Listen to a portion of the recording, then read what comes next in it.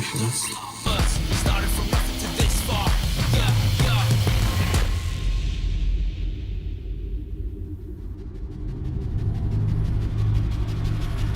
See what this looks like.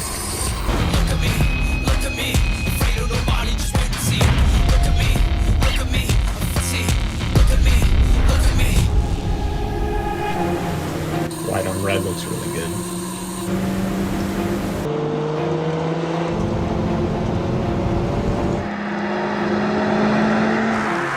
It's really wide. 飽くなきチャレンジングスピリットの一つになると思います。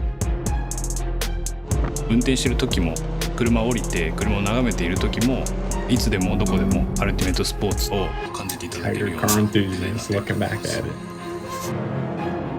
で圧倒的なパフォーマンスと感能を体感できるそんな車に仕上げました。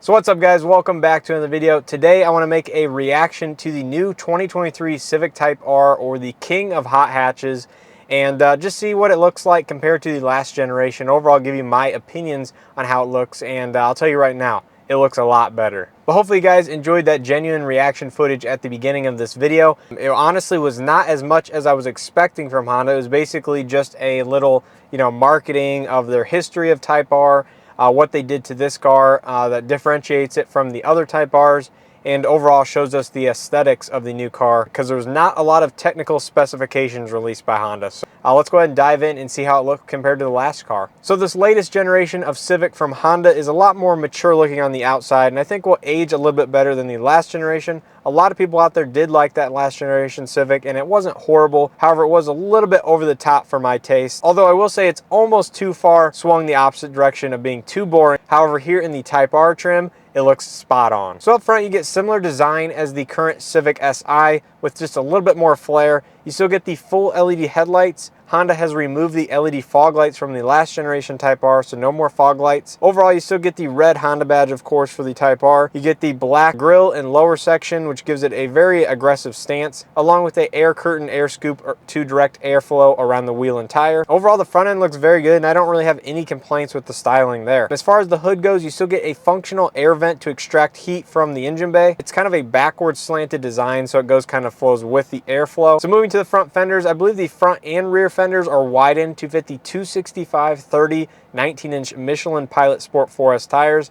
I think this was an excellent choice for them to downsize the wheel, along with choose the Michelin Pilot Sport 4S as the summer tire for this car. I believe there was some sort of Continental tire, if I'm not mistaken, on the last Civic Type R. I just think the Pilot Sport 4S is all around one of the best summer tires you can get. The 19-inch wheels are like a split 5-spoke design. They're finished in a very dark gray or matte black, depending on the lighting. It looks excellent, great design on the wheel. Again, I think it's a huge improvement over the last Type R wheel. And behind it, you'll find some red calipers, which I assume are going to be Brembos again. I'm not exactly quite sure. So moving behind the front wheel, we get a fender vent on the lower side of the front fenders, which extract air, again, directed around the vehicle. This transitions into a pretty aggressive side skirt for the car. Honda said in the teaser video that they sculpted the body along with the side skirts to reflect light in a certain way to give you that better emotion. So then transitioning to the rear quarter panel, Honda has sculpted in the wide body, if you will, or the widened overall body into the rear door instead of having those like fender flare type things that they did on the last car. So the rear doors are different than the regular Honda Civic sedan, as well as the rear quarter panel, of course, to fit those, again, wider 265 tires. I think if you look down the side profile of this car, it gives it a very aggressive stance. Now moving on to the back, Honda said they are aluminum wing stands to hold the rear spoiler up. Again, it is a quite large rear spoiler. I'm a little more subdued in some regards and a little more aggressive in some regards, but I think overall it looks great. The back, you'll find the same or similar taillights as the Civic hatchback. I do wish they were full LED taillights. I think that would be a lot better choice there. And finishing up out back, you'll find the tri-tip exhaust is still there, along with some rear diffuser elements, and I really like the design language of this current Type R. Now taking a quick look on the interior, you have sport bucket seats, once again, finished in bright red cloth material with the Type R stamped in the headrest. You also have red carpets with carpet floor mats. So that's an interesting choice by Honda. I think it'll look very good, although it might get dirty very easily. So that'll be interesting to see how that holds up over time. You have the red Honda logo on the steering wheel, of course, and a fully digital gauge cluster with customizable modes and a special Type R mode, which is exclusive as far as the graphics go for the Type R. And lastly, of course, you get the number plaque on the passenger side of the front dash, which tells you which number your car was. Now, when it comes to the back seat, the seat backs of the front seats are just finished in a kind of harder plastic material. The rear seats are finished in a black cloth with accent stitching, so there's not the same suede red materials on the rear seats. The rear armrests still have suede materials just like the front door, but overall there's a lot more black. Now, under the hood, you'll find the same or similar 2-liter turbocharged engine, again paired to the 6-speed manual transmission.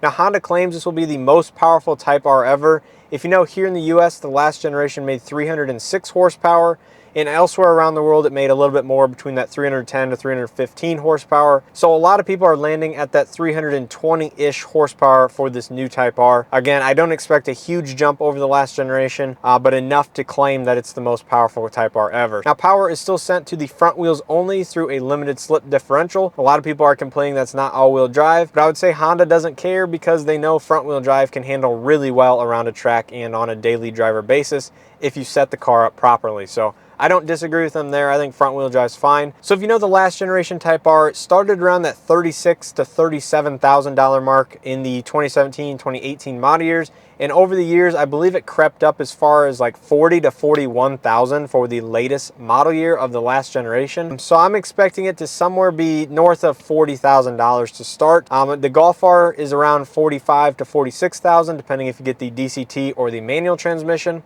So I think Honda will be competitive in this space and price it underneath the Golf R, but again, I'm not sure it'll be below that $40,000 mark. There's also another competitor coming, and that is the Corolla GR. Pricing is unknown on that car as well, but I expect it to start somewhere in the mid to upper $30,000 range for that bare bones GR, and again, go up well into the mid 40s, if not a little bit higher, for those limited edition. But hopefully Honda will release that information here shortly. So that's pretty much all I have for the new Civic Type R thus far. I just kind of wanted to release this video because it has my genuine reactions to the video last night. So hopefully you guys enjoyed this video. If you did, please hit that like button. It greatly helps out the channel and these videos. And if you guys are new, please hit that subscribe button and check out some of the other content that's currently available. It really helps out the channel and shows me that you guys want to continue watching this content. So please hit that subscribe button if you guys are new. So let me know what you guys think of the new Type R down in the comment section below. Again, I'd love to hear them. I think this is going to be a very good hit for Honda, considering the new styling and the upgrades that they've done over the last generation. And with all that being said, I hope to see you guys in the next video.